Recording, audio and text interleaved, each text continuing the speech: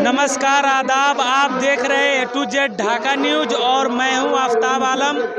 इस वक्त हमारी मौजूदगी पटना के गांधी मैदान में है और जैसा कि आपको बताते चले कि वक्फ बचाओ दस्तूर बचाओ कॉन्फ्रेंस में बहुत सारे बिहार के हर जिले से, हर प्रखंड से लाखों के तादाद में गांधी मैदान में लोग एहतजाज के लिए आए हैं और कुछ लोगों से हम बात करेंगे वक्फ बिल के ऊपर।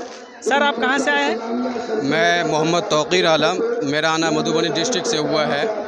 मेरे आने का मकसद यही है। जिले से आए सर? मधुबनी। मधुबनी जी, मेरे आने का मकसद यही है कि गवर्नमेंट और सरकार ने जो वक्फ एक्ट 2025 कानून हमें एक्सेप्ट नहीं है, क्योंकि उस बिल के तहत बहुत सारी ऐसी बातें हैं कि उस बिल के तहत जो है हमारे अकाबिरीन बतलाते हैं कि हमारी इबादत गाहें या इस तरह की जो है हमारे मज़ारात हैं, हमारे कब्रिस्तान है, हमारे दरगाह है, ये गोया कि हमसे छीन ली जाएगी। और आए दिन वक्फ बिल चूँकि लागू होने से पहले ही आए दिन मसाजिद पर, मदारिस पर बगैर किसी दलील के मजहबी मकाम होने का दावा कर रहे हैं और दूसरे फरीक की बात सुने बगैर जो है उस पर जो है ढावा बोला जा रहा है और उसको सर सरकार अगर इस तरह लाखों के तादाद में आप लोग एहतजाज के लिए गांधी मैदान में जमा हुए हैं और जैसे इमारत शरिया के तरफ से आप लोगों को वक्फ बचाओ दस्तूर बचाओ कॉन्फ्रेंस में आप लोग अमीर शरीयत हजरत मौलाना अहमद फैसल वली रहमानी मदजिल्लावाली के तरफ से आप लोगों को एक जगह इकट्ठा किया गया है। अगर आगे चल के सरकार अगर इस एहतजाज को देखते हुए भी सरकार पे असर नहीं होता है तो आपका अगला कदम क्या रहेगा? मेरा अगला कदम यही रहेगा कि जब तक सरकार नहीं झुकेगी, जब तक ये प्रोटेस्ट जारी रहेगा। आपने देखा होगा किसान आंदोलन 1 साल तक प्रोटेस्ट और एहतजाज धरना जारी रहा। जब तक सरकार ने काले कानून को वापस नहीं लिया, किसान भाई लोगों ने अपना प्रोटेस्ट जारी रखा है। इसी तरीक़ा से हुकूमत को इंशाअल्लाह हम मजबूर कर देंगे इस बिल को वापस लेने पर। जब तक वह वापस नहीं लेगी इस बिल को, हम एहतजाज और प्रोटेस्ट जारी रखेंगे और अगर फिर भी वह वापस नहीं लेती है तो आने वाले वक्त में जो इलेक्शन होगा इंशाअल्लाह हम उनको मुँह तोड़ जवाब देंगे। अभी जो आप बोले किसानों के खिलाफ जो एक 3 काला कानून बनाया गया था, तो किसानों ने आंदोलन किया तो किसानों ने शहादत भी दिया। आपको मालूम होगा 700 लगभग किसान शहादत दिए थे, तो जाकर सरकार वक्त उस कानून को वापस लिया था। तो क्या आगे चल के अगर ये सरकार वक्त बिल को अगर वापस नहीं लेता है तो क्या आप लोग शहादत के लिए भी तैयार हैं? जी, हम लोग गर्दन कटाने के लिए तैयार हैं। ये हमारी शरीयत में मुदाखलत है, ये हमारी शरीयत पर गोया के संविधान के खिलाफ है। ये जब तक हमारी जान चली जाएगी वो हमें एक्सेप्ट है, मंजूर है, लेकिन इस काले कानून को वापस लेने पर हम सरकार को मजबूर कर देंगे। नीतीश कुमार से भी कुछ कहना चाहते हैं? नीतीश कुमार से तो क्या कहना चाहते हैं? नीतीश कुमार से हमें उम्मीद थी कि वो हमारे साथ देंगे, लेकिन उन्होंने भी हमारा साथ नहीं दिया। चंद्रबाबू नायडू से भी हमारी उम्मीद थी कि वो हमारे साथ देंगे, लेकिन उन्होंने भी हमारा साथ नहीं दिया। सर, नीतीश कुमार को तो बिहार के मसीहा कहा जाता है। जी, हम एक्सेप्ट करते हैं। गोली भर के वोट देते हैं नीतीश कुमार को। वो हम एक्सेप्ट करते हैं कि नीतीश कुमार को गरीबों का मसीहा कहा जाता है, इस बात को एक्सेप्ट करते हैं, लेकिन ये इसमें जो है उनको जो साथ नहीं देना चाहिए था। ये हमारी शरीयत में मुदाखलत है, इसलिए उनको साथ नहीं देना चाहिए था इसमें। बाकी वोट देते हैं। तो सर, आप क्या कहना चाहते हैं?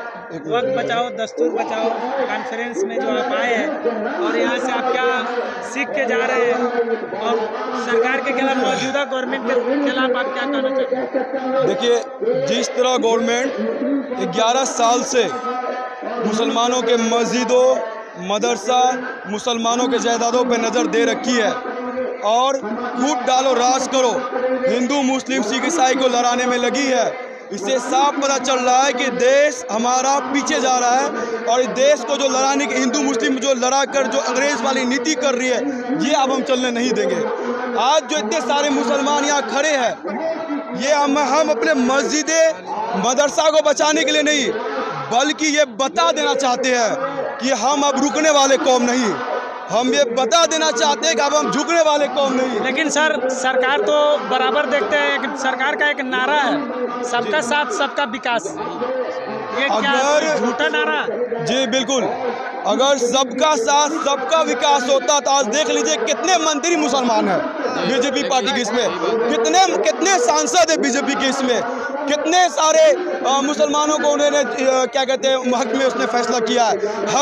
हर 5 साल में जब भी इलेक्शन आती है, कभी आपको वक्फ बिल को लेकर आती है, कभी काला कानून, कभी NRC, कभी CA, कभी कुछ न कुछ मुसलमानों के खिलाफ, मुसलमानों के हित में कभी ये काम नहीं किया, हमेशा मुसलमानों को परेशान करने वाला इसने कानून लाया। अभी जो आप ये बात कर रहे हैं से मुसलमानों के खिलाफ बहुत सारे कानून मोदी गवर्नमेंट की तरफ से आया है। जी बिल्कुल। तो और भी तो जाति धर्म के लोग यहाँ हिंदुस्तान के अंदर रहते हैं, लेकिन मोदी गवर्नमेंट की तरफ से उनके खिलाफ किसी तरह का कानून नहीं आता। मैं बता देना चाहता हूँ आपको, पता नहीं है, मैं बता देना चाहता हूँ आपको। जब मुसलमानों के खिलाफ किसी न किसी तरह कानून ले आते हैं, तो क्या मुसलमान में इत्तेहाद और इत्तेफाक नहीं है क्या? मैं बता देना चाहता हूँ आपको, इत्तेहाद इतना है कि आज दिख रहा है आपको सामने में कि बिहार के हर गांव, हर मोहल्ला, हर कोने के मुसलमान यहाँ मौजूद है, बगैर कोई हिंदू, मुस्लिम, सिख, ईसाई पूछे हुए। बस इतना पता है कि हमारे संविधान को छेड़ा जा रहा है। ये हमें संविधान हमें हक दिया है। ये वक्फ बोर्ड पे अपनी मस्जिदें, अपने मंदिरें, अपने गिरजा को रख रखाव के लिए आर्टिकल 26 में आप देखिएगा कि हमें पूरा हक हमारा संविधान ने हमें दिया है इनको बचाने के लिए, इनको रख रखाव करने के लिए। और इस संविधान को 11 साल से बीजेपी सरकार जो कत्ल कर रही है, हम उनके खिलाफ विरोध कर रहे हैं। जो हिंदुस्तान में हिंदू मुस्लिम कूट डालो राज करो नीति जो अपना रही है, इससे देश हमारा कमजोर हो रहा है। लेकिन सर, जैसे सरकार पे इतना बड़ा आप लोग माजमा एक जमा हुए हैं लाखों के तादाद में और एहतजाज जताया गया है, लेकिन अगर सरकार पे अगर इसका असर अगर नहीं होता है तो आपका अगला कदम क्या होगा? देखिए, आज हम तब तक विरोध करते रहेंगे जब तक ये कानून वापस ना ले ले। आज हम यहाँ इकट्ठा हुए, पटना इकट्ठा हुए, कल को हम मानव चैन बनाएंगे, पूरे हिंदुस्तान को हाथ से हाथ जोड़ के खड़ा कर देंगे रोड पर, और उनको बदलना होगा। क्योंकि जनता से बढ़कर सरकार नहीं है, जनता से सरकार है, हमसे सरकार नहीं है, हमसे सरकार है, हम सरकार से नहीं है। और ये तो शुरुआत है, आगे आप देख लीजिएगा पूरा हिंदुस्तान ऐसे हाथ पकड़ के खड़ा रहेगा और बहुत जल्द ऐसा होने वाला अगर ये कानून वापस नहीं लेगा। आज मुसलमानों को टारगेट किया जा रहा है, वो दिन दूर नहीं जो यादवों को टारगेट किया जाएगा, दलितों को टारगेट किया जाएगा। ये जो आफत आ रही है मुसलमानों पर नहीं आएगी, सब पर आएगी, सबकी बारी आएगी, सबका घर चलेगा।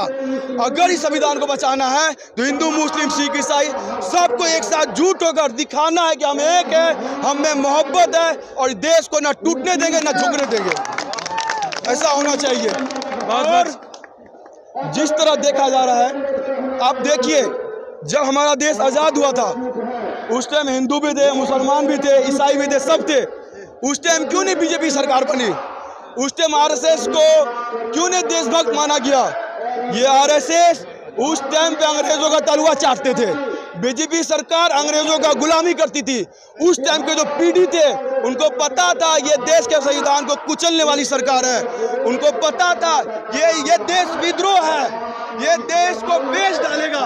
इसलिए काफी गुस्सा लोगों में देखा जा रहा है सरकार के क्या देना चाहता हूँ। इसलिए वो पीढ़ी ना बीजेपी सरकार को पसंद की, ना बीजेपी सरकार को वोट दी।